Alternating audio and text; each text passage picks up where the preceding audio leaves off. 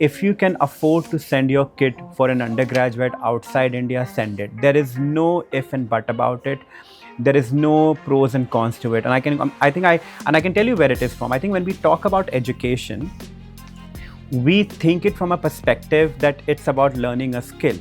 Yes, it is learning skill, but a lot of your attitude, your behavior comes outside the classroom, the kind of people you hang out with, the kind of people you're dealing with, and the kind of treatment you get when you're growing up. It has often been said that when you go and do something at the age of 18, you can be molded in any format, right? Your personality goes through a transformation between the age of 16 to 22 to 23. By 23, 24, you're already defined as an individual. So the only thing which will add on to your profile would be probably skill set.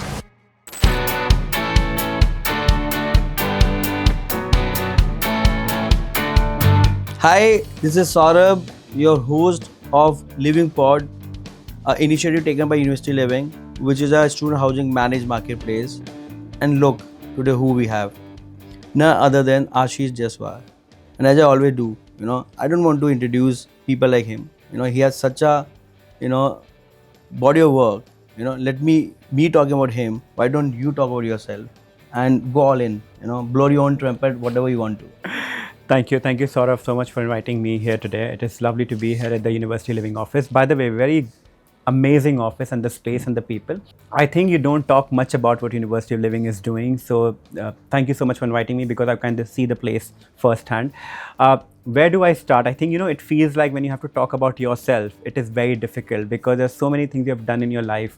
And it's always difficult to kind of highlight the most relevant and the most important aspect in your life, which might be more relevant for this podcast. I think if I have to start it, I'll just say that I come from a very small town. I don't know if people would have heard it anymore or not, but I think since the Ram Mandir has come up, it's a very small town which is very close to Ayodhya, a couple of hours away, which is known as Balrampur. I was born and brought up there. I did my schooling there, and after that, suddenly I decided that I want to go to the UK to do an undergraduate. Imagine, right from a very small town, not going to Lucknow or Delhi or Bombay or Bangalore. I decided to go outside India. There were many reasons for it. And when was this? This was back in 2004. So imagine at the time when the internet just came in, and you don't have like websites, you rely on brochures, and you deal with the various university representative and consultant to decide where you want to go. I mean, fast forward, I went to the UK. It was very nice. I think I still remember when I took the Air India flight from Delhi airport. That was the Palam airport at that point in time, and which is the Terminal 2 right now. It used to be the international terminal at that point in time. And I sat on the plane and I flew. The excitement was still fresh. I think I can still kind of feel that entire 9 hours journey. I landed in the UK. It was very great experience in a way that I realized, okay, that's what you have dreamt for. You've seen in the movie from Kabhi Khushi Kabhi Gum to DDLJ, all going at that point in time. So you go there, you land, and I think it was just only after 48 hours, the entire dream or the excitement I had started fading away. I think I started hitting the reality. I think when you go outside India, it's not only about education. I think people kind of don't see the kind of cultural shock you're going to get. And I think no matter where you come from India, which part of India you come from, what kind of society or the income class you would be in India, there's always this differentiation. I think going to a destination for a holiday, and जब आप पढ़ने के लिए जाते हो, वहाँ पे आप रहना चाहते हो 1-2 साल, 3 साल, 4 साल, depending on which university was it? I went to University of Hertfordshire. Very close to London, 20 minutes at that point in time, campus-based university. Quite liked the experience there. But I think what kind of stood out for me was, I think the language was the biggest barrier for me. I think I was at a stage where I was still learning the language. I could not speak a single word in English properly. So imagine landing into a place where you don't know how to communicate, and then there is a dialect and the accent which changes every few minutes in the UK. I think it kind of hit me hard. I think when I was in my initial few months at the university, it was very difficult to kind of even cope up. I think I did have the IQ, I believe, did have the knowledge to kind of cope up with the curriculum. But I think just to kind of articulate myself, understand the teaching style and everything was completely different. So I went in a shock for 6 months, to be honest with you, when I was there. And I think there was this point in my life when I kind of wanted to come back. So when you make those calls and you to your family, and your mother is so emotional, she understands the unspoken word, but then your khana, garam parathe. Yes, and she understands there's some problem going on with you, and your father's still very stern and strict. You can't really come to your father and say, no, I decided to come to the UK, I don't want to stay here. So my father did tell me at that point in time, saying that he picked up the call and said, if you want to come back to India, it's absolutely fine. And then I spoke to my mother. I said, मैं वापस नहीं आऊँगा. अगर वापस आए तो कितना Shem होगा, लोग क्या बोलेंगे, कितना पैसा लगा के आप बाहर गए पढ़ने के लिए. And I think I stayed there. I think that thought in my life has changed everything. And because of that particular thought or the incident, I am where I am in my life today. I think वो एक attitude होता है ना कि देख लेंगे हो जाएगा सब कुछ. That attitude came from there.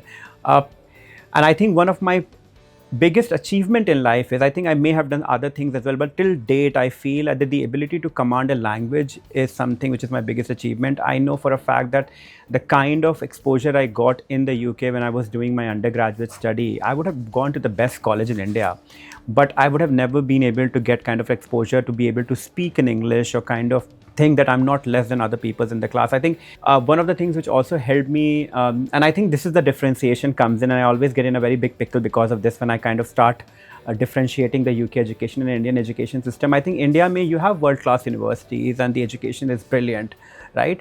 But I think when it comes down to your peer group, the student, the kind of class you're going to be studying in, there's a lot of discrimination in India as well. I think, oh, you can't speak English, you come from this part of India. And I think sometimes there are students who come from very small backgrounds in India, and they go to these top schools in India, and I think they can't communicate properly. So they keep that I am outcast, or I'm not in the class, or I'm not part of this whole thing.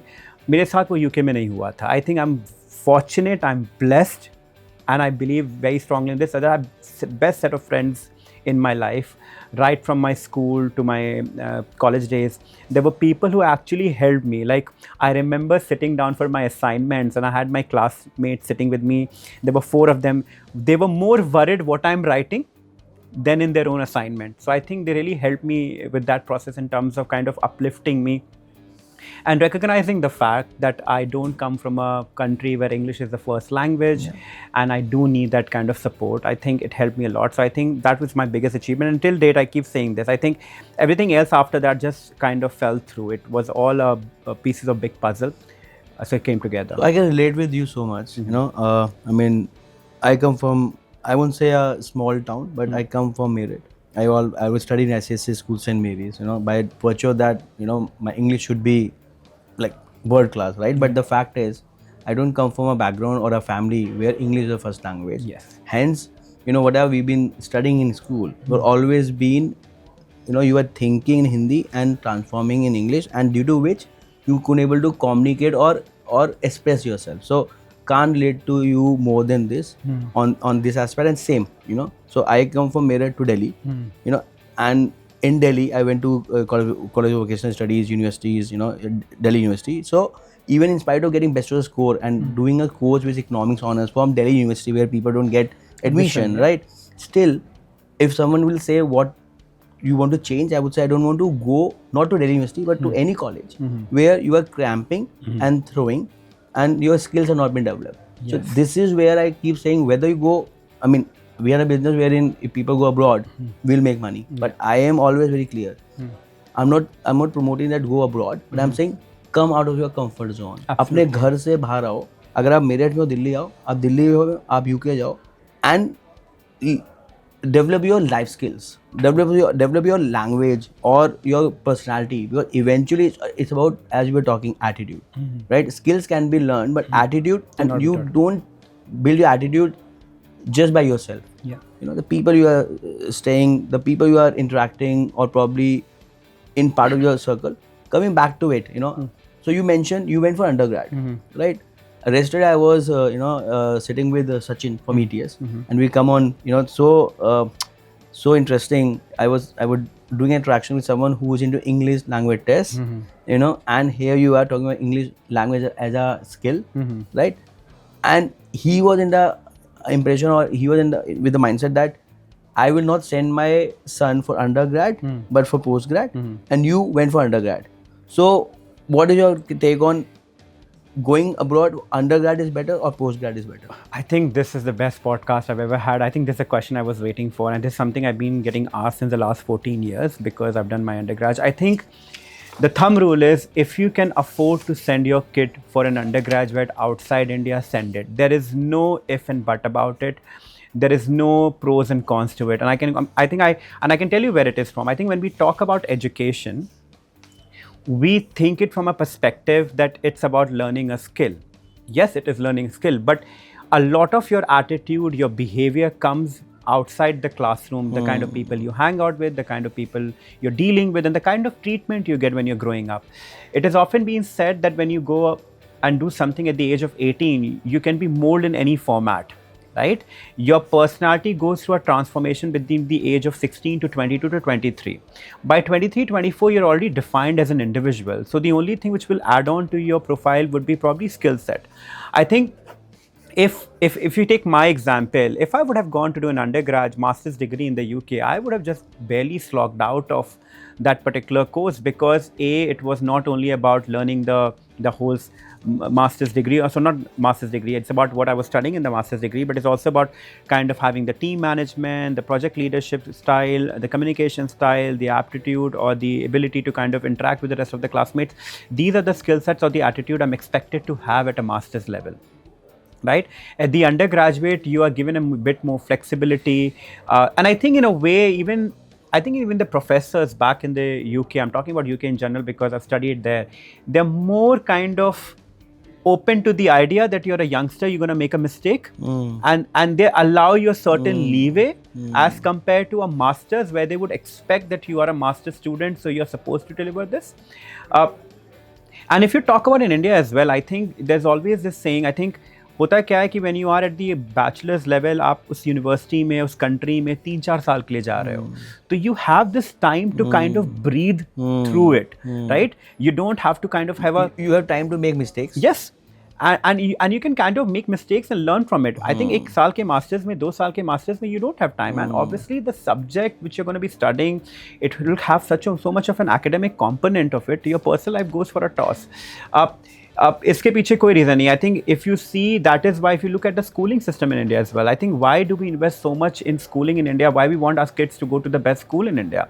Is because वो जो formative years होते हैं from a kindergarten to year 12, they're the defining moment. Yeah. And I've seen this. I've seen a lot of time when students who come from a very good schooling or an undergraduate background, they do really well in their career. And I'm going to give an example. I'm not a master's, not an MBA. I was about to ask. Yeah, I'm just a bachelor student. I did it something in a field of life sciences. I worked in the sector for life sciences for a couple of years, came back to India, got into educational consulting, and that is when I realized something like this exists in the world. I always realized universities were all about academic and research. I didn't realize there was a professional element to it as well. So I came into it, and I think what I'm doing right now, Saurabh, I have not studied at all. I think everything which I've learned is over the years. But I think in my undergraduate degree, I got the right attitude or the right transferable skills which I was able to implement, because I feel it sometimes in my previous roles as well, not only in my current role. There are times when I have people coming with an MBA or a PhD background, and sometimes it's difficult. I think in India, the notion is completely different when you have somebody that educated and you tend to report to an undergraduate degree. It's quite different.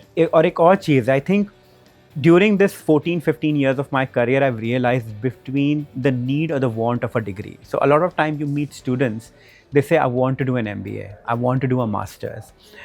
It's not about want. Unless you use the word, I need to do the MBA or I need to do the master's to have a career progression, you're not going to do the right degree. One thing I will also want to share it, because I think I keep saying this, master's is a career specific degree. You want to go into a specific career, you do that particular degree, but you want to do an MBA. MBA is a career progression degree. You have worked for 10-15 years, you want to jump to the leadership, and that is when you do the MBA. And I think in my time when I've counseled students, and I can still remember and I can reflect a certain student name who have come to me and said, oh, I need this degree because I'm here, I want to go to this point, and this is the connection. And they've really done well in their life. Absolutely with you. Absolutely. And I was just trying to connect the dots, right? So you mentioned, and I was about to ask, where you did your postgrad, but you don't need to, because you've been learning on the job, learning in your life, because you're open-minded. And the fact is, I ask the same thing, whenever people come and I've been interacting on interviews, I need or I want. Want is for people you want to have an external validation. Yeah. Need is when you have realized that, yeah, I need to do a master's, I need to learn this skill, because somewhere you realize that this is that missing part, you know. So that is that. Also, is it right to assume that if you study undergrad abroad and you do it well, right, you might not need to do a postgrad? In a way, financially, if you see, you know, it will be a better decision, because you are going for 3 years, you're doing undergrad. And I've seen lots of people who have studied abroad undergrad, they have not done postgrad because they got a good job, or they got settled, or probably even if you have a end goal of settling abroad, if you do undergrad versus postgrad, your chances will be higher for Yes. obvious reason, because you have merged in that culture, you've been contributing to that economy for a while, right? Do you think that's a right assumption, wherein, or probably lots of validation, wherein if you're undergrad, if you have done your undergrad, and you've done it in a good way, in a serious way, or probably with an open mind, probably you might not need to do a postgrad in a way which will end up, you know, you spending less on your overall 3 or 5 year education, versus you are doing undergrad here, postgrad abroad, you know, and end up spending more, and also still we might not get that H1B1 or that green card or that, you know, red passport in US. You know, what's your take on this? I think let's just look at this particular thing in a different perspective altogether. I think I look at differently completely. I think in a way I would agree to your thought that if you do an undergraduate outside India compared to a master's, your chance of getting a job is much higher. Because let's face it, we all want to go and study abroad because we're looking for a very beautiful career afterwards, right? But when you look at job opportunities outside India, they're not like the traditional that you apply and you kind of get selected. I think if you look at today's world, people are giving a lot of importance to soft skills. I think especially in UK, there has been a survey done where 60% of the employers are saying that we would want soft skills as a part of the student's whole application. I think when you are living in the country for a longer duration, which happens in the case of the undergraduate, you get, so we earlier talked about it, you get the time to make mistakes, but you're also able to learn those skills. And because the degree is spread out in 3 to 4 years time, you have a little leeway of doing things. What happens at the undergraduate level, because typically in the UK is for 1 year, if you go to Europe, certain places is 2 years, US is 2 years again. We talk about, okay, it's very flexible, but the academic component is so high that you do not get time to invest on the soft skill side of it. Now, what happens when you go into the interview? A person, again, it goes to the age as well, because you're 18, 19-year-old, you're graduating at 22, 23, you're still adaptable, you still can be molded into different environment altogether, and you're young. At that point in time, the fire is completely different. I want to do a job. So you're not really looking at a particular company. You want to get into the employment world, right? Yeah. When it is the master's level, we do have a predefined notion. I think if anyone says that they don't, we all have that aspirational company I want to work with. We all have this thing about going into a particular career.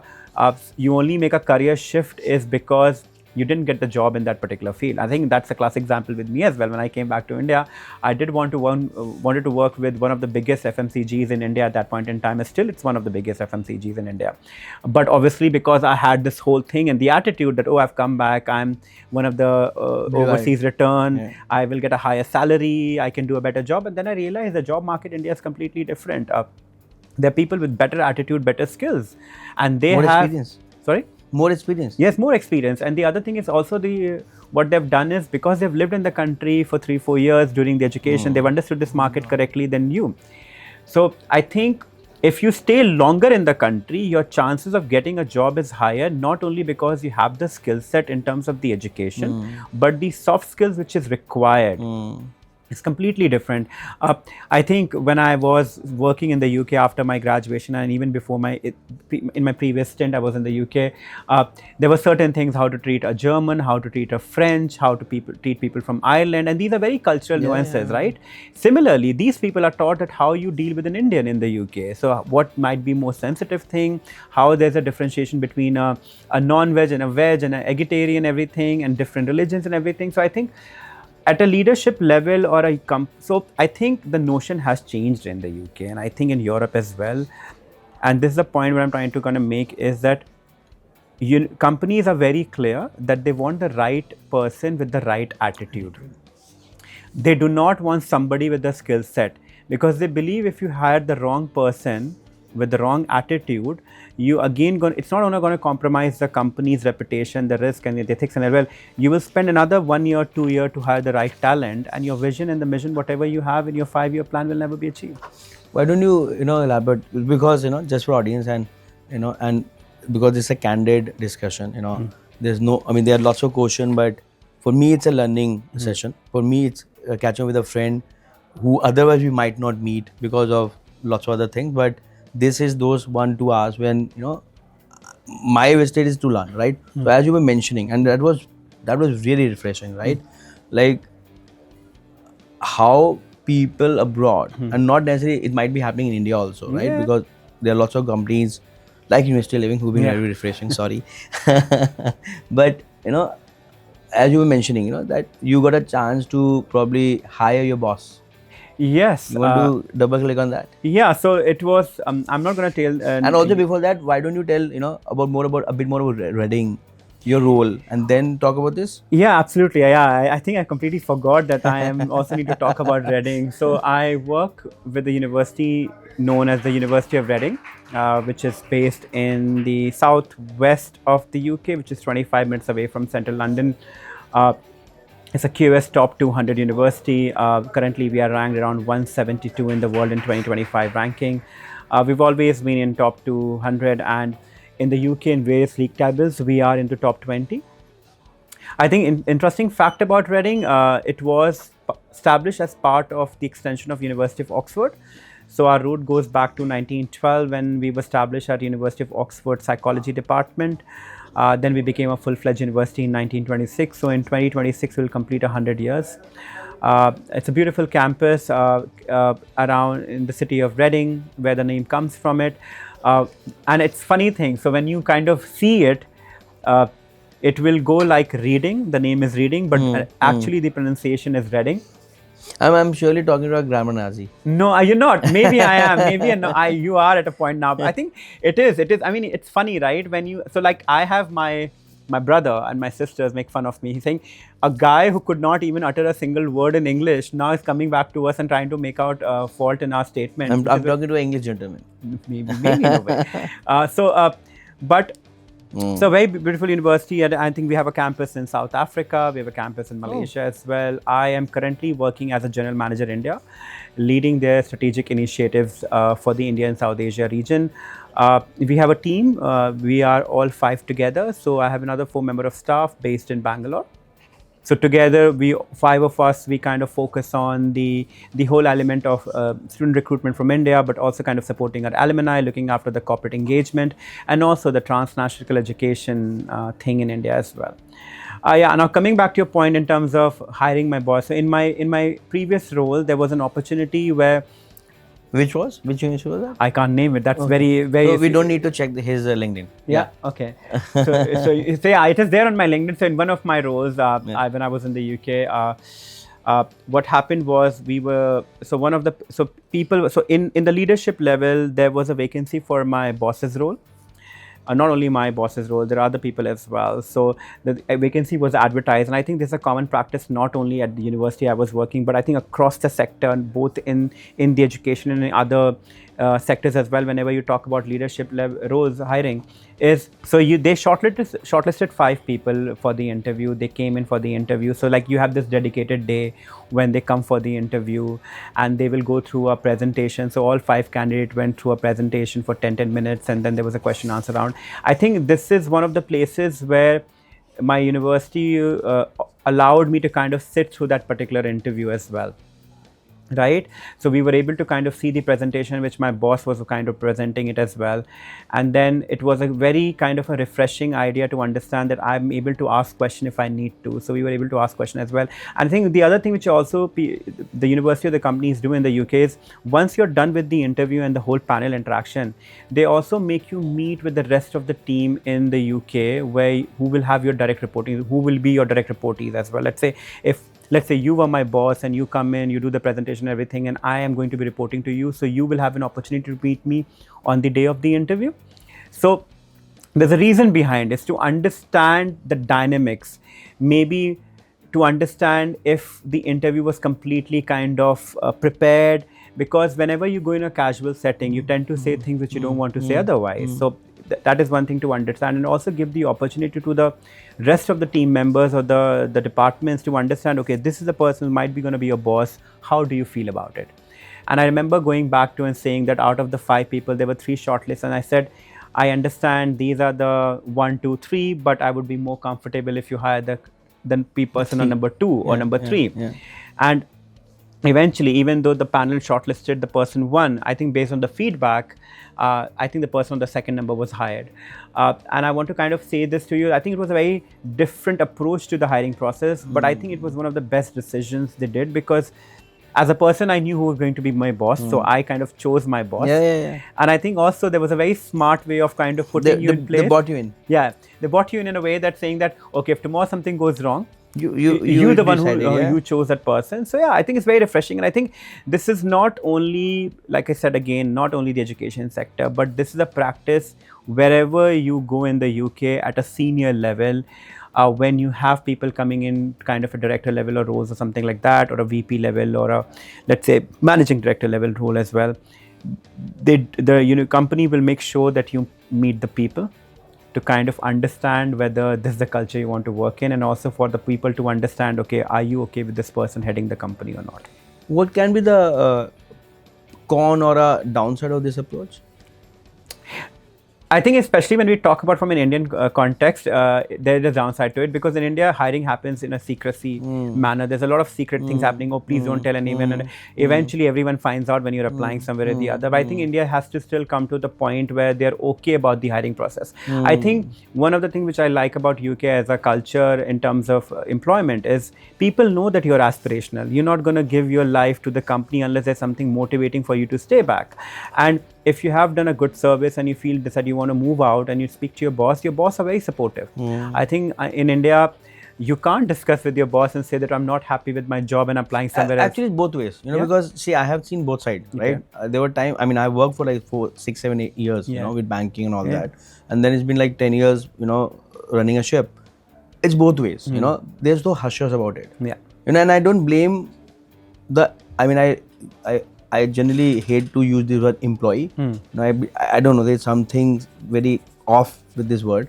But all the team members who've been working with us, right? I've seen the people who have worked transparently and they are open about it and vocal about it, and still are open with the, see, I need this aspiration, I need this, and happy to give whatever it takes, and time, most importantly. Similarly, there are people who are very hush-hush about it, and even in those cases, we also didn't probably act the way ideally we should. Because firmly believe, eventually as human beings, right? The way you've been treated, you will end up reciprocating the same way. So, as you mentioned, the culture has evolved in UK. India is also evolving really rapidly, But yes, there's still time to go, wherein things become a bit more transparent, more communicative, rather than one person taking a shot. Yes. And I think the collective decision makes a lot of difference. I think the onus doesn't come to the one person that you were the person who kind of got the person on board. And I think the pros in terms of from a UK culture is, it is more, I don't know if the inclusive word is right, but I think it's a more inclusive hiring. Like, you kind of involve everyone in the hiring process. You're thinking about getting the right person on the job. So you know that whatever vision and missions you have set for the company can be achieved because you're getting the right, and you're not going to go into the rehiring process. I think so far I've been in the sector, I've been working with different UK universities, and I've worked with an Indian university as well. I haven't seen any downfall in the UK as well. I think, like I said, the culture is such that the people are so open about moving jobs because they feel that if you're not happy, you're not happy. I think it's time that happens in India as well. And I'm sure there are certain companies in India, I can't name of it, but I'm sure there are certain companies or many companies in India would be doing something like that. But if you look at the size of India, sometimes I also have to kind of come back to a point that I keep comparing, but I think I haven't said this. you can't compare India to any other country. I think the size doesn't fit at all. I think, Yeah, come to your point. Come to your point. and unfortunately, while I've compared India with UK a lot of times, but I need to say this as well, that given the size and the state and the people, the population, the languages, the ethics, the culture, there is no way you can kind of compare the country, because when we do comparison, like a lot of time European countries can be compared to each other, but you can't compare them to the America, you can't compare them to China. One thing I want to make a point over here is that India has come a long way. We were a land of snake charmer, and now we have landed things on moon. So I think everyone is looking at India as the next big superpower. The other thing about the country as well is that regardless of the government, whoever is in power at the minute, I think we as a citizen, or as a country, we have done a great job since the independence. I think we can't take away the fact that given the size of this country, doing things is not easy. I think when we were a smaller country, you could do things very differently. I think uh, I don't want to name about countries over here, but there are certain countries in Southeast Asia which are kind of being given example that they have become a developed nation in 50 years. But I think if you look at that size in India, you can't become a developed nation in 50 years time. So I think it will take some time, but I think slowly and steadily we are going in that direction in every single aspect of development. So we've been talking all good things. You know, let me address the elephant in the room. As per the recent UK visa data, right? British Council analysis of Q3 visa statistics shows a significant 27% decline in student visa. Yes. You know, I know, probably, and this is the beauty about our podcast, that I mean, we are not here to promote any university. We are not representing any university. You know, it's our two friends in the industry who are talking. You know, and anything which we are talking is probably more individual opinions based on data, and the insights we've been carrying. You know, so with this 27% decline in student visa as per British Council Q3 visa stats, and we know the reasons, but it has not been proved that only because of dependent visa being taken care from India, or or made from India. Is that the reason, or it's also geopolitical risk or overall consolidation phase we are going through? So I can give you some of the reasons which might be we had the impact on this overall drop. Is one was a dependent visa, which was one of the major reason. I think decision was taken in January this year that the dependent visa will be taken away. Then we had the post-study work visa review, the graduate review which we had in the UK, where the previous government was thinking that they're going to kind of take it off, but it didn't happen. But I think since the time the news was out that the whole thing is going to get under review, the numbers dropped. The sentiments were uncertain. Uncertainty. I think that was there. And I think there's no harm about it. I think if you are a student, you're aspirational, you want to kind of play your bet right. So you wanted to make sure that which destination you want to go. And I think while this was happening in the UK, the other destinations were getting benefit out of it. But now if you see in the last few months or in last few weeks, there are other countries which are kind of going through the same scenario. I think I'm going to talk about Canada and Australia. Canada is going through a major reform. Australia kind of put the bill in the parliament. It wasn't through. It was kind of blocked. Again, they're reviewing their immigration policy as well. But when this is happening, again, the students who are planning to go to Australia, they're kind of reviewing it. So I think this is something which will happen every year. I think immigration policies and politics is something which is not in your hand, but this is something which has been going on every year. But I want to highlight something. This has been only the one particular year in my entire 15 years of being in the international education, where every country 42 countries. 42 countries, has something or the other. Went through the elections. Yeah, went through the elections, and plus the major traditional destinations like US, UK, Canada, and Australia, New Zealand is going through an immigration reform, because always it used to be like a cycle that for year one it's UK, then all the other countries are enjoying the benefit. Then after 5 years, there's another country which comes in. So yeah, I think it's a very unique time to be in, but let's see. I think next year we're hoping the numbers will go up. But as a student, when yesterday we were talking about a good student, right? And the definition was someone who are going abroad to create value, to learn skills, and not just going for immigration. And immigration should be a byproduct, as per you, and for a student who, see, as per them, everyone is a good student, right? And even I won't blame any student or parents or even education partner or consultant, as we call it. Because they are countries and there are phases when they need labor. And when I say labor, it's a good labor, right? Yeah. Educated, open, they can speak their language, they have money, they're not just like coming empty pockets. So from my student point of view, how should they foresee or the game they should play during this uncertainty? And from a university point of view or a country point of view, how should they do in a way which don't just change the narrative and sentiments? Because you've been representing universities, and even if your university is great and even you are being very ethical, but if the narrative of the country is down, it's tough for 2-3 years to bring it back, and then again there's a cycle of 3 years, right? What's your take on this? So I'll say one thing: a bad publicity is equivalent to 100 good publicity, and I think the notion is if you have a bad publicity, even if it's the smallest thing, it will just get picked up by everywhere. And I think that's where we faced the challenge last year, even though it was a very small thing which was supposed to be in the parliament, that the review will happen, but it came out in the press and the narrative was changed. And I think a lot of time it's a grapevine, which what has been said and what has been kind of published is completely different. And unfortunately, Why so? Why so? You can't control the narrative. I think. But why so? Do you think other countries also playing their forces and there's a narrative happening? So in other countries, maybe they might be able to control the narrative. No. Where I'm coming in, the way, let's say, again, I can take the liberty, and you please, whatever you feel like. The moment now US is coming and say that, oh, they were BRICS countries that are talking about currencies. Yeah. If you want their currencies, US open, right? Yeah. And US is very clear that they want to protect their right, right? Similarly, if they see, oh, there's a broken ends in US who have came up with review in the parliament, probably the other country PR and universities coming together playing this PR. Do you think that happens, or this just my conspiracy theory?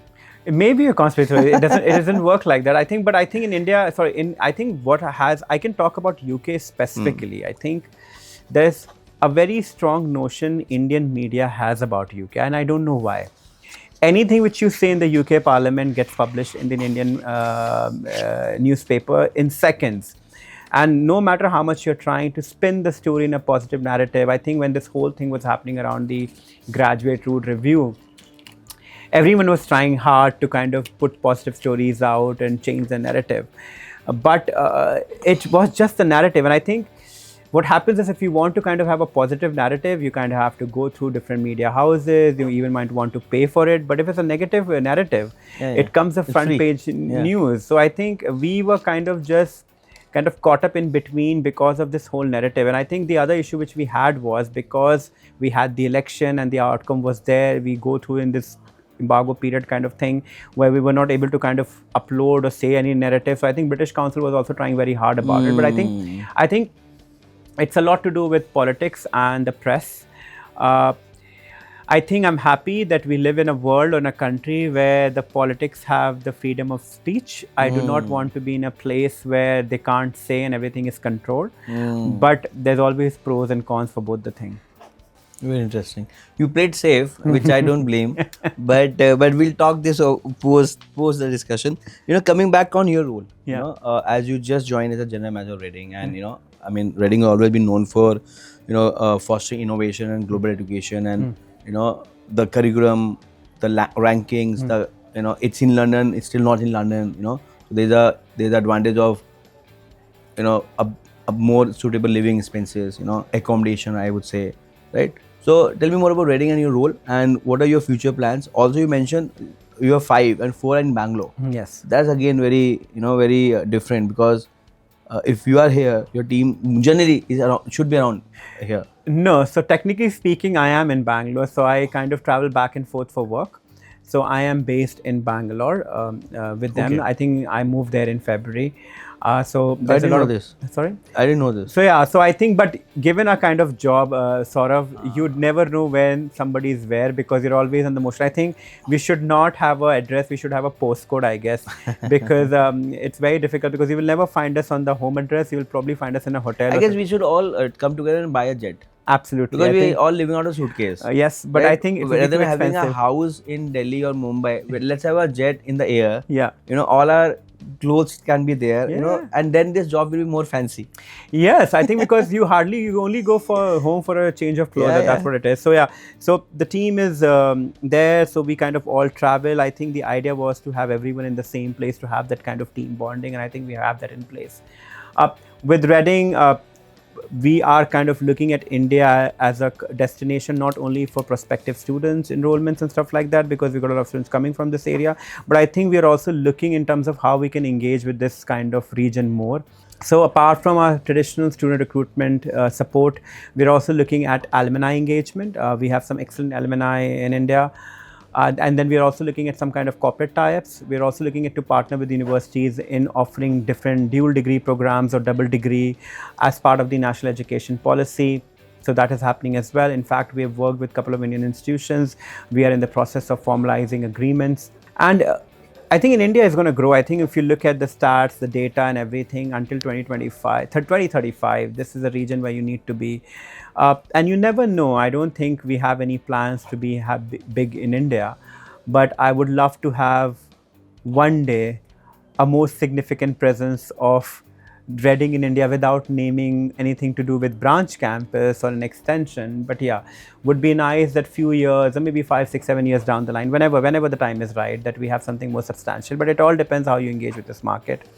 Uh, we have some excellent research going on. I'm not sure if you know about this, but we do research from snake bites to the things like climate change as well. So we are working with the state of Tamil Nadu on snake bites. We work with different All India Institute of Medical Sciences. That is the most ironic thing I would say, that coming from a land of snake charmers, you're doing snake bite research. Why I got surprised? Yeah. I met someone in IIT, Yeah. who have built up a co-robot, Yeah. robots and AI. So cobotics. Yeah. Cobotics is what they say.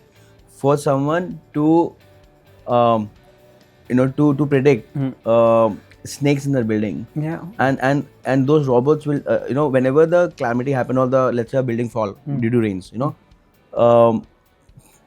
so many people die because of the time they don't get timely rescue. Yeah. Right. So yeah. So I got surprised that I met someone like this like couple of days back in IT.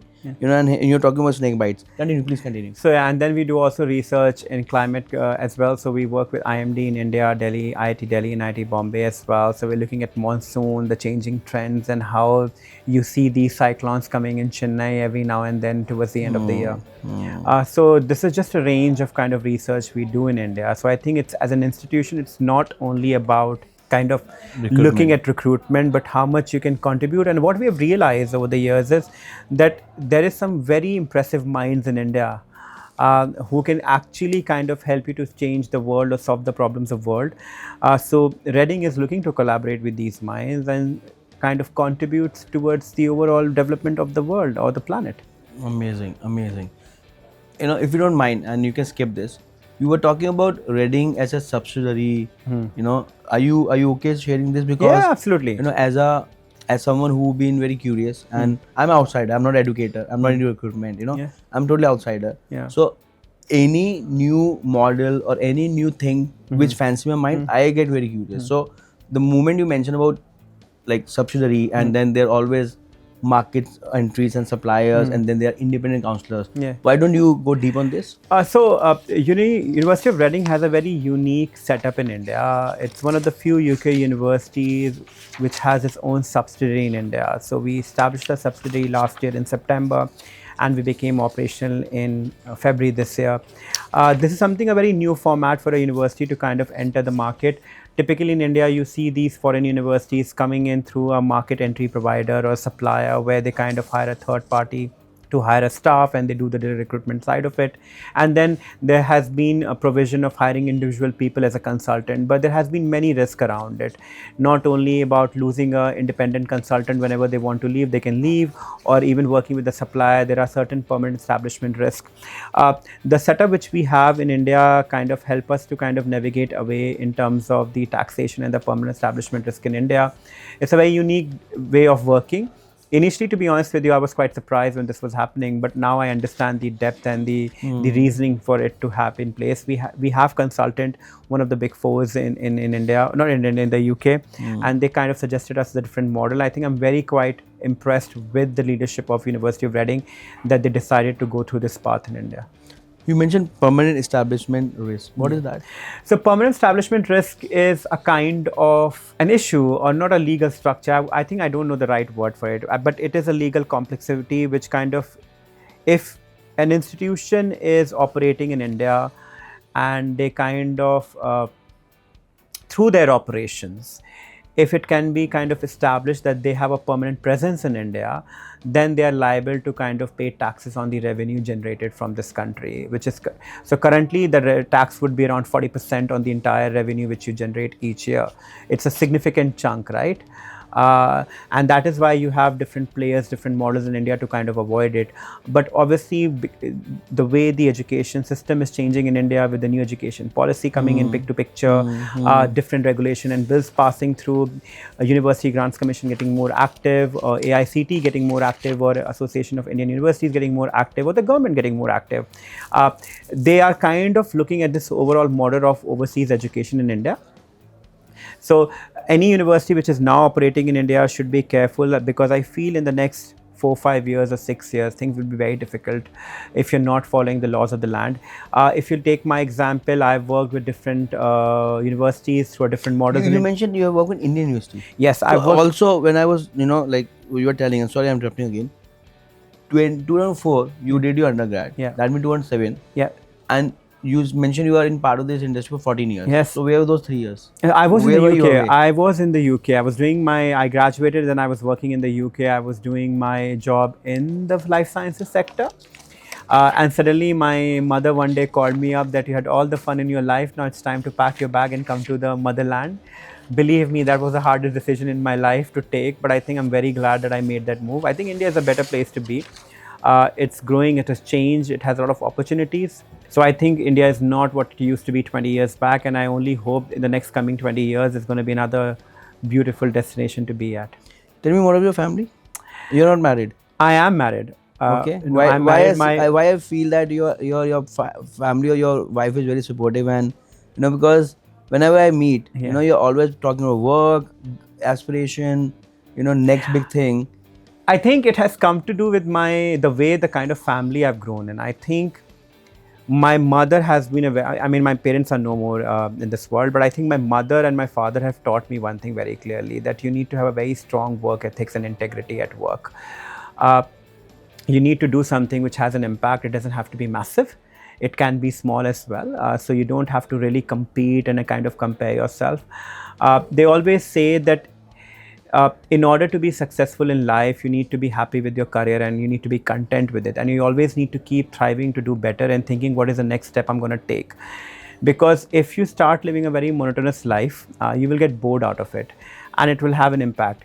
Yes, you are right, not only about my mother, father, my wife, my sister, my brother, everyone has been very supportive about how I wanted to live my life. I think there's never been an issue around my studying or my education. I always have this thing in my family, and I think I don't talk very often about it, and I think you've asked this question. They always say something to me, and I think it is somewhere in my head always. If something goes wrong, you have a roof.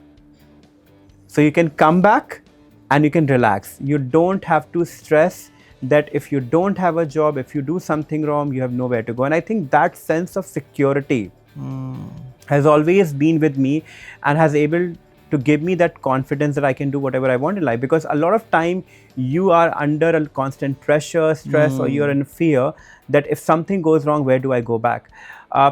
And this started from a point when in the podcast, I said, when after 6 months into the UK, I kind of thinking to come back. And my father said, it doesn't matter. If you want to come back, come back. When I came back to India, I was in Delhi for just under a year before I made the shift to Bombay for another job. And believe me, I've never been to Bombay. You know how people from North, Lucknow or Delhi would look at Bombay as a city.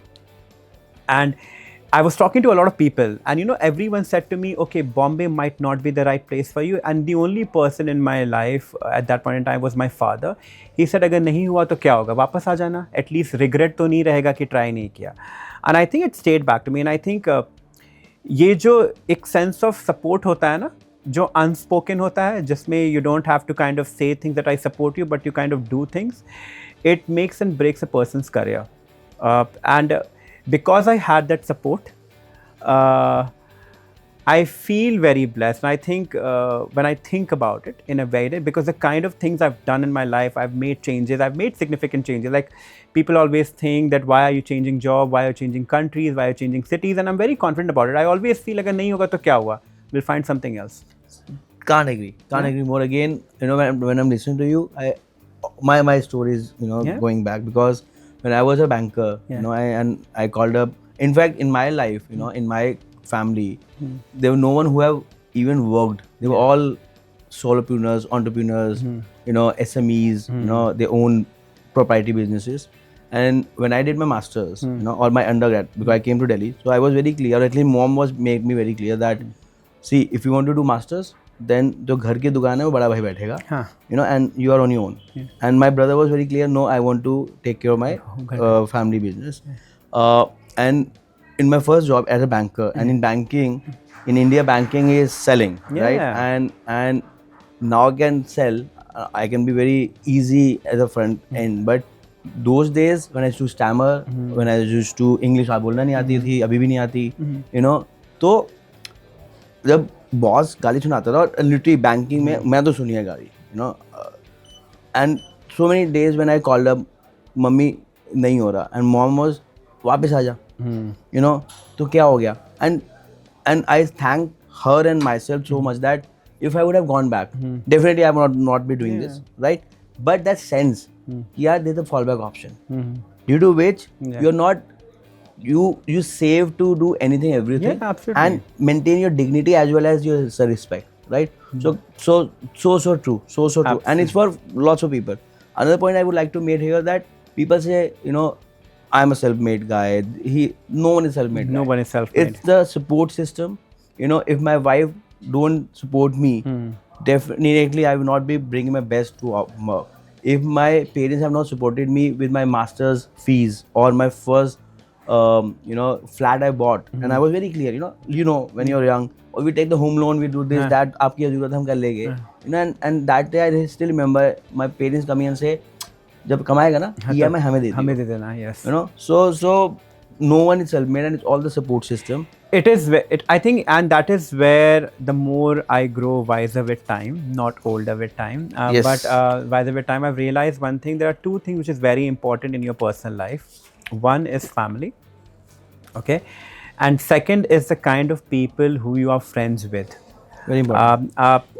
And I think if you have got these two people right, no matter how you are, I think I firmly believe this, I've read this somewhere, your net worth in your life is your network. Okay, it doesn't matter how much money you have made or where you have reached in life. If you don't have that network, it doesn't really make any difference. Totally. And I'm talking both from a personal and professional perspective. So yeah, happy where I am in life because of all the people who have helped me. I can still remember every single person. And it's a very funny story. I think I have not covered this, but I know I'm very conscious about time. But when I landed in the UK, I was very hungry. I went to WH Smith and I ordered a packet of crisps, a bottle of water and a sandwich. At that point in time, it was roughly around £3. And imagine a child who just landed who will do the whole calculation. So I looked at I still remember that lady, and I think that is why I do this now. So I looked at my thing, I had a £10 note, and I looked at it and I feel like there's no point, 2 घंटे में तो मैं पहुंच ही जाऊंगा, मैं फालतू के 300 रुपए क्यों बर्बाद करूं. So she looked at me, so while I was keeping the note back, and she looked at me and she said, are you a student who have just landed? मैंने कहा yes. तो कहती है, I'll get this for you. तो मैंने बोला no, you don't have to. Me कहती है कि no, I understand this because you might be going through a conversion, but look at your face, you really can eat something. And she gave me. Imagine a stranger completely helping me in a different part of the world, and it has changed my perspective for the whole UK as a country, because if she wouldn't have helped me. I wouldn't have felt that people can actually help you. I think we have forgotten the fact that people can actually be nice to you. I think आज के time पे अगर आपके पास कोई nice होगा ना तो आपको लगता है कि इसको क्या चाहिए? क्या चाहिए? Even though the person is genuinely nice, but because we are so kind of conscious with this, and I think I've always done this, and I think that one thing which has made a big impact in my life, that I've realized that be nice to people, always be ready and genuinely try to help people who are around you, and just keep doing whatever you need to do, and everything will fall into place. And it comes back. Yeah, it comes back. And it takes time. You know, Yeah. like when I was at 20, you know, helping others was like, यार तुम ही पैसा कमा रहे हो, तुम तो क्या हम क्या help करोगे? करोगे? Yeah. Right? But as you grow, Yeah. become wiser, Yeah. and you know, earn a bit more, it seems so obvious. Yeah. And with Indian, with current government and all of us aspiration of making India as a study hub, Yeah. at least in Asia, you know, these small things, Yes. how the driver acted when the foreigner came in, and Absolutely. overall, you know, it all comes back in a bigger way. Yeah. You know, but yeah. So, you know, I'm also conscious of your time, and as well as, you know, for Indian students, Yes. right? And now you are representing University of Reading, Yeah. right? What stands out, and why should, I mean, I'm not getting paid to ask this, but I believe, you know, I mean, definitely I will earn some brownie points, you know, but why someone from India or international student choose Reading over any other peer group? For three things. If you want to live a campus experience, then it's a university where you need to be. I am gonna give 100% to it. If you come to Reading campus, you would not want to go anywhere else. It's beautiful. Yeah. Apart from everything on campus, we have our own lake, which is very rare to have it in the UK. It's an amazingly beautiful campus. Second is the proximity to London. We are 25 minutes away from central London, so the cost of living is quite cheap because we are not in the London zone. We are, And then you should should prompt that eligible line. Yes, You know? and so and there is an Elizabeth line which is directly connected to Reading, so you can easily kind of come and go into London. And I think the third is just because it's not a very massive student body kind of university. I think currently we have 23,000 students, and we have multiple campuses and everything. I think it's just the kind of attention we provide to students. I think at Reading, it is very important for us that everyone who joins in is successful. So that is why when you look into our application process, we take a typically 4 to 6 weeks kind of come back to you. Sometimes we take 2 weeks if you're lucky. But I think we thoroughly assess an application, kind of make an understanding whether your career aspiration is in line with University of Reading can offer. Because I think for any university in the world, I don't think about it's only Reading, but I think a good university, regardless whether you're in Timbuktu or you are in Bermuda Triangle, you would want your students to succeed. And I think that's what I believe in the Reading brand, that the university wants their kids to study. So these are the three reasons. So you mentioned about outcome, right? And I believe employability is a buzzword these time. Yes. You know, these days, and with every university talking about employability. Yeah. You know, there are lots of universities which are genuine about it, and there are people who are just adding mental health and employability for the buzzword. Yeah. How Reading is taking care of, as you mentioned, success of students? So I will just kind of add to this. If a university is ranked in top 200, that means employability is a very big factor for them as well. Because when you look at QS ranking, Times ranking, these institutions, the institutions are ranked on the basis of employability as well. So we kind of have to feed in this data to kind of tell these bodies that how we kind of differentiate from others. So I think I don't have to get into statistics about it, but I think if it's a ranked institution, top 200 in the world, definitely employability is a key. But it works two ways. I think as an institution, you can create a lot of avenues and support for employability, but I think it's down to students as well, how much you're taking support from them. Right. So I think mostly we have this issue with, not issue, but maybe a challenge, because when you have these international students from anywhere in the world, they're so extra introvert because of the whole cultural difference and everything. Sometimes they take time to open up. So there are possibility that you might have lost an opportunity because you did not come on the right time or did not apply. So my advice would be for students who are looking for employability, go to a good institution which is ranked, but also make sure that you start using the services for the employability from the career services within the university. But ranking, does that it still hold its its importance as a ranking? I think ranking helps you as a filtration criteria. I think, it is not only about ranking. Let me tell you, when you're looking to go and study anywhere in the world from an Indian perspective, it's not ranking. I think ranking helps you to kind of filter it, narrow it down, but there are other parameters, maybe the tuition fee, the scholarship, the living, whether there's on-campus accommodation, off-campus accommodation. If it's on-campus accommodation, how much the university is helping you with that, the curriculum, whether you want to actually study the curriculum, the distance from the main city, do you have any friends or family. And then, of course, there are other different parameters in terms of whether I have a particular community, I want to do this particular sport you have. So I think ranking is one of the major factors, but it's not always the deciding factor. I think accommodation is kind of kicking in a lot right now. People are genuinely asking these questions to us. Is it a guaranteed accommodation?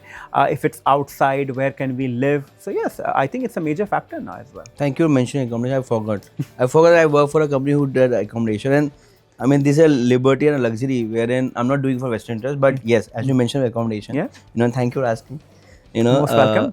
What is the what is your view on accommodation? Should people offer on campus, off campus, and also before that, how is Reading a place on accommodation? So I have to agree, kind of say this, Reading accommodation is brilliant, absolutely brilliant. We have everything on campus. You get ensuite room, and all our rooms are single rooms. We guaranteed accommodation if you apply before a certain deadline. We are one of those universities as well where you have like a meal system as well. So you can have like a breakfast, lunch and dinner if you don't want to cook. So there are different restaurants which you can kind of go and eat. Fortunately, at Reading, we do not have issue of accommodation. I think the university has the capacity, and also we kind of work locally, kind of advise students where to find accommodation. But my advice to the university students would be that if you're applying anywhere in the UK, choose to go on a university accommodation. And if you do not get into a university accommodation, go on a private accommodation bodies like University Living in the UK. I would refrain to kind of go and stay with a independent private house with a landlord, because see, when you are with a university accommodation or a company like yours, University Living, if there are issues with the accommodation, you have a manager or a team where you can address it. But when you are going independently in a foreign country, living with a private household or a landlord, you don't have anywhere to go. And I think it's also very difficult to understand the terms and condition of a tenant agreement which you have in the UK. So I always say students, go to university accommodation. If not, then go for a private accommodating companies. And the last resort should be a private landlord if you don't have anything. No, totally with you. And you mentioned 23,000 students. Yeah. What percentage are international students? So 4,000 students are international. That's pretty good number. Yes. And what are your top 5 nationalities on international students? China. China, of course. The top nationality would be China, African, Indian, and then there's a mix of European, Middle East, and Southeast Asian. And generally, how many Indian students are on the campus, all inclusive, like first, second, third year, post grad? It's very difficult to kind of give that But number. ballpark number? I think on an average, I would say it's different, because if you start calculating first year, second year, third year, fourth year, and the master's, I think the ballpark figure would be at the minute, and I don't think it's correct information, but I think it's 400 to 500 students at the minute who would be Indian, and that 4,000 kind of a thing. I agree. And it's also for the fact that the requirements are quite difficult to get into it. So I think it's a university where you need to earn your spot. Absolutely, I would agree. You never have been into numbers. You always been into qualitative as a university. Absolutely, I think, and that's where the motive of the university as well. Because if you get the right set of people in, they graduate, they become one of the best alumni, and then they kind of raise your profile in the world. Absolutely makes sense. Just to give it a shout. I mean, whenever it comes accommodation, I always talk about 2 things. So don't book through university is fine, but start early and look university halls, but look beyond university halls. If you're undergrad student, always apply university halls. But if you are an undergrad, you don't want to share washrooms, or you want to have your own vegetarian flatmates or same gender, then probably not a bad idea to have a fallback option through company like University Living. But always apply to university halls. if you can apply early, as an Indians, unfortunately, due to results and many other things, many times we miss applying on time, especially if you're a post-grad student, and also if you're second, third year. Don't wait again to book in June, July. Start early, save 30-40% of your over living expenses. Have an option to choose from rather than, don't be pardon my language, but don't be a beggar. You can choose if you start early. These are two things I'm talking about. That this is the reason we're doing lots of content, because accommodation always been like a dekh lege, baad mein dekh lege. And how was your experience? No, I think sort of accommodation is not the last thing. I think it is the most important decision about your studying abroad. You do need a space to go back after your classes where you can lie down and sleep properly. Your sleep cycle is so important for your success at the undergraduate and master studies. I think my accommodation experience was quite good in a way in my very first time of going into the university, because everything was pre-booked. But when in my later year, when I had to go out and finding for accommodation, I was one of those kids, last minute mein kar lenge. So I think I was kind of wrapping up things in June, and I think on the 15th June or 20th June, I was looking for accommodation. And imagine that was no way possible, because everything goes out 6 months in advance. I was lucky that my friends, again, they kind of gave me a space to be in the house for 1 month, and I had to move out.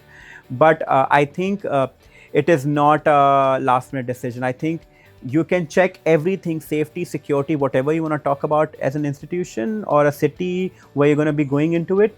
But you got to be very serious about where you live. In fact, as I say, you don't get your soulmates, your business partners in classes. Absolutely. But in dorms and accommodation where you stay. And another thing is, see, been 14 years doing this, gone through where I stayed in a hotel for 4.5 months. Then my co-founder, Mayank, who used to be my roommate in India, have gone through, booked HMOs from here, had a torrid experience. And then so many of students, because university living are by the student, for the student, of the students. And so many of my team members are alumni, studied from US, UK, Australia. And one thing was common, and probably that's the mission we are on, that, how many people we can accommodate safely and in a more value for money options. And I'm so happy, Ashish bhai, just want to share. Now we are the platform. I'm planting it shamelessly, but it's very important. We're the only platform globally which have network effect from Vegas to Auckland. Okay, excellent. From premium, expensive £700-800 in London to £100 in any country or any city in UK. Then we do flexible contracts. Let's say for January intake. Okay. For undergrad student who have 39 weeks and now they want to extend for 2 months, or they don't want to come back, so we can accommodate them. Then for postgrad student, who are we dependent, they can't be on campus, they can't be on student housing. So we have an HMO, vertical, wherein we also we can get them co-living, homestay, as well as HMOs. Okay. So all in all, very, very happy the product the team has built up. Brilliant. And thank you so much for vouching and talking about accommodation. Yeah. Extra brownie, talk about university living, but as a founder, I'm very clear, don't book through us, it's fine, but start early. The fact that you need to end up paying 30-40% extra, the fact that you are taking accommodation nightly, it overall dilute your experience, and then you come back and say, UK was not great, US was not great, so be more prepared. Last bit, Ashish, I've been told, you're an education strategist, but I know your love for adventure. Okay. Adventure, I would say, right? From deep sea diving, from skydiving to what is trap shooting? So trap shooting is, it's a very British sport which is now in India as well. So how do I explain this to you? So, you will see these movies like Bond movies and the old English movies where you kind of leave a pigeon and then you shoot it in the air. So trap shooting is another game where you kind of stand on a platform and there are machines under the platform and they kind of shoot Objects? Not objects. I think वो जो मिट्टी के बर्तन नहीं होते हैं, तो like मिट्टी की plates होती हैं, it will shoot it and you have to use your rifle to shoot it. So like it's not a standing sport. So you have to aim in such a way. It's dynamic and so you have to shoot. So I do that. I'm very fond of it. And then do you still able to do in India? I still do. I'm still In do India, it. So in you India, have so India options? places you can do it in Delhi. You can do it in places like in Gujarat. There are certain ranges. So it's like a proper pistol range where you have to go, and the proper rifles which you have to use. So you can use a pistol, but traditionally for trap shooting, you use a rifle. I'm a certified deep sea water diver. I've done this. I do a dive every year. You have to do a dive every 6 months to kind of maintain the license. I love water sports. I think that's an extreme thing which I do. Uh, I now have a aim. So I have done skydiving quite a few times. We're all Dubai and in Dubai. UK, quite a few times I've done it.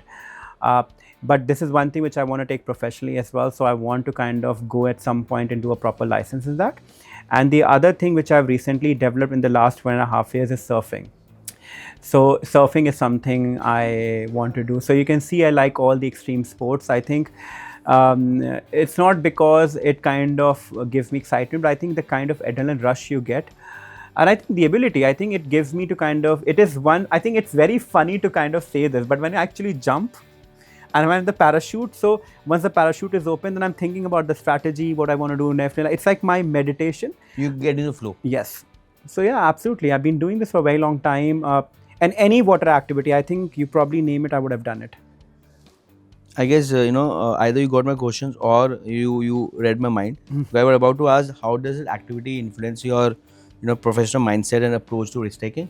But changing cities, changing professions, changing universities, talk about risk taking, and anything you want to ask to me. No, so how does it feel? I think, you come from a different part of India. You're not very far. You were from Meerut only. It's not like we're sitting in a different part of India. But how does it feel? Like, so obviously this is the first time I've come to university living. I've been talking to you for a very long time. I know what you guys do. I've seen your presentations and everything, but I've seen the team. I think, how does it feel? Like, I'm not saying if the content is the right word, but what helps you to sleep better at night? What is one aspect of this whole job or the whole university living which makes you sleep better? And it only has to be one thing. It can't be multiple things. I guess the happiness. Okay. To create something which is impactful, and this is theoretical, right? But Hindi में बात करता हूँ. This interaction, is giving me joy. Because you're learning, you're doing something which is adding to your business. Yes. And also overall, through your personality, through you, I have learned few things which otherwise I would have not even got to know.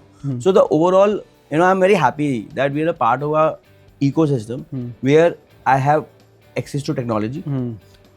We are doing something which is not selling and mis-selling. Take a lots of pride that kind of team and culture we're building. So the overall, last Sunday, sorry I'm taking a long answer, but last Sunday we had a sports day.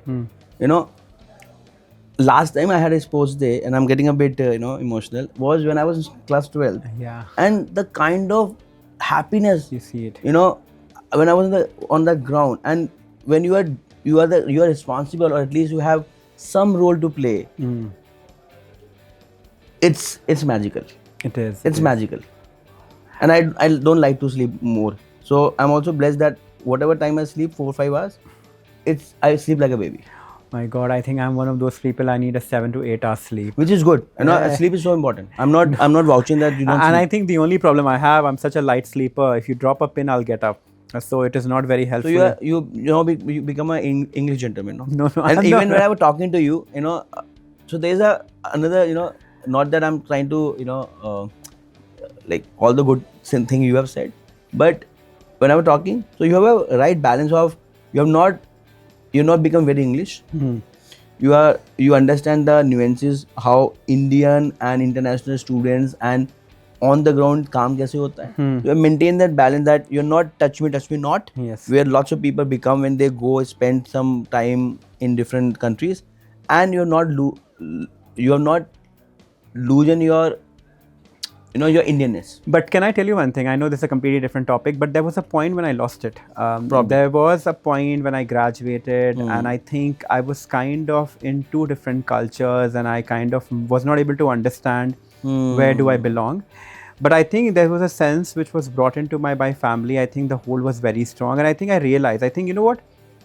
Go experience anywhere in the world, live whatever you want to do. I think but you cannot leave away your culture. Yeah. I think if you are very deep rooted with your Yeah. culture, and if you know this and you're aware, you will do far better in life. I think now I'm more content, more happy with what I'm doing, kind of like and enjoy my the surrounding and the people I work with, the kind of companies or the universities I work with. Earlier it wasn't. There was always something missing, and I think So was that imposter syndrome, wherein not intentionally, but it does. I think initially, if I was talking to somebody, my accent will change completely. Like without knowing, right? Ab I don't care about it. This is how I am. This is how I'm speak, and I'm able to clearly communicate. And I think that was happening. I think वो एक issue था starting में fit in का. अब and I think that was a validation. Now I've reached a point where I don't need a validation. I said this is what I am. And today's generation, sorry I'm interrupting. Today's generation is so polarized, wherein there are some who don't need validation. Yeah. And there are people who like validation, and for those validation they do anything, everything. And I'll tell you this classic example. I know people are looking at us. We need to wrap it up, but I think a classic example I'll give you. I don't know where I read it or I kind of seen it. The fact that you have to upload everything on Instagram. I think when people travel and all that thing, it's not. So I think we come from a different culture altogether because we do it for work purposes, right? But a lot of time people kind of put things about, and you see this younger generation, like if I've gone to Maldives, right? I don't have to upload this on the Maldives. It's validation. Yeah, it's validation. But some people, you do upload pictures, you come back and you upload. But I think this constant thing of validation is kind of hampering. And I think it's nothing new. I think हमारे time में कुछ और तरीके से होता था. Materialistic वो होते थे. अभी हो गया है कि everything has to go on Instagram. But I think लोग घर बुला के दारू पिला के बातें बताते थे. Yes. होता तो था. Yes, this is always there. Yeah. It's always there. But I think if the minute as an individual you come out of the validation circle, everything is fine for you. Thank you so much, Ashish. Thank you to the crew. I know it's been a long podcast, and thank you for being patient. Right? We can talk another 2 hours, but for some other times. Yeah. So, and thank you to the listener. I know it's a long podcast. Even if we edit and all, it will be good long podcast. But thank you for sticking out. If you have stayed back, I'm sure you have taken something good or something different. But I never say this, but please do subscribe and follow Living Pod channel. I mean, this is not me. This is my team. If you like it, please follow. If you don't like it, don't follow. But anything, if you believe is good, please share with your, with your counterparts. Anything which you learned or you want to give some feedback, please do it. The beauty about when I'm not doing it for views, for followers, I'm doing it for sheer love of learning and meeting people and spending time, which otherwise get very tough. Thank you so much. Thank you. Thank you, everyone. Thank you. Thank you.